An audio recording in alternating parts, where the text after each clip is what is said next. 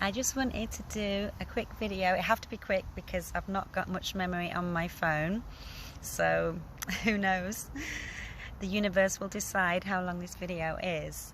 But yeah, I've not been doing anything on here for a while because I've not really felt like I have that much to say really. I've just been more kind of waiting to see what happens with the crazy world, and yeah, I just haven't really felt the need to do a video for a while. But recently I've been learning a bit about parasite cleanses, and it's like this latest thing that keeps coming up. I don't know, like algorithms and stuff, maybe not everybody knows about it, but it seems like there's a lot of stuff on the internet about parasites and how everybody, well, most people as they get older will have picked them up from somewhere. Now I actually, when I went to India, did end up with a really, really awful parasite called Giardia, and had to get this really, the biggest antibiotics you've ever seen in your life, like these huge tablets. I don't know how I swallowed them, but I was so ill for months and months. Like when I got back, I thought once I got back it was just going to go away, but actually, because I was trying to build myself up, it got worse.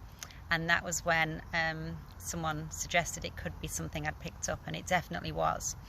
So I have had some experience of what it feels like, and it's like the last kind of year on and off, I suppose, when I thought about it, my symptoms have been a little bit similar, but like much more kind of subtle, you know, like not as strong. But after I eat, I've been feeling like bloated and sluggish and tired and just, yeah, not quite. I've had like some stomach pain, all sorts of weird things like that, and I've tried changing my diet, but I didn't kind of think of that until these things on my phone kept coming up. So I started to learn about it, and there's loads of like things you can buy out there, but then I started reading about side effects, and a lot of people were saying, you know, it gives them really bad like headaches and nausea and stomach cramps and everything like that, and I thought, I really don't fancy that, you know, I want something that's going to make me feel better. Also, people were saying if you take these really strong things, that there's like different tablets and stuff you can get, but they can kill them off quite fast, but then they're going to release loads and loads of eggs, because it's like their kind of instinct, if they know they're being attacked, they will release loads of eggs, and then the eggs are hard to get rid of. So anyway, I'm rambling. But I started to like have a night where I just watched so many videos about all this stuff, and then I thought there must be some natural kind of approaches, a more gentle approach to this whole thing. And I learned about a couple of things. One of the things that seems to be quite important is pumpkin seeds. Now, there's an Australian woman who seems to know everything about everything health related, and it's called Barbara somebody, and she talks about how parasites hate pumpkin seeds. So these are something that actually, they're not bad, like actually they're quite nice. You can just eat them as a snack, and they're about £2. And yeah, I've been having them in like live yogurt in the morning, and you can just eat them all throughout the day, and they don't seem to have any side effects, unless you would have like had a whole packet maybe in one day. But you know, I don't think I would ever do that. Some people might, yeah, do things to extremes, but I'm not that kind of person. So for me, I've not had any side effects. I've been doing it about 3 days, and yeah, it does already for me feel like it's maybe having some benefit, because they're full of vitamins as well, so they're just good for you.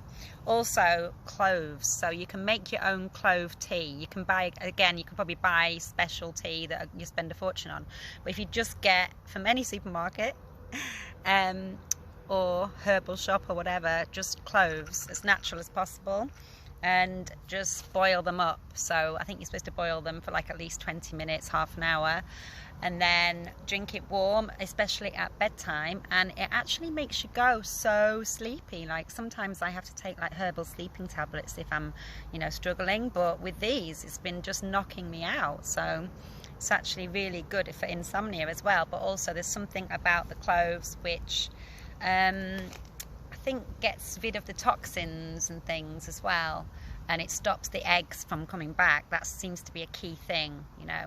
So it seems to actually have an effect on the eggs themselves, not just the live ones as you like. Also, castor oil. Now, castor oil is something that I've had for a while because I heard it's really good for like your skin and your eyes and all sorts of things. But actually, another thing is if you put it on your belly, especially in your belly button, it like seems to be able to attack things through your kind of digestive system and stomach. And I did notice the first night I did this, like it really did make everything kind of move around. I could feel like there was this weird reaction happening, like a rumbling.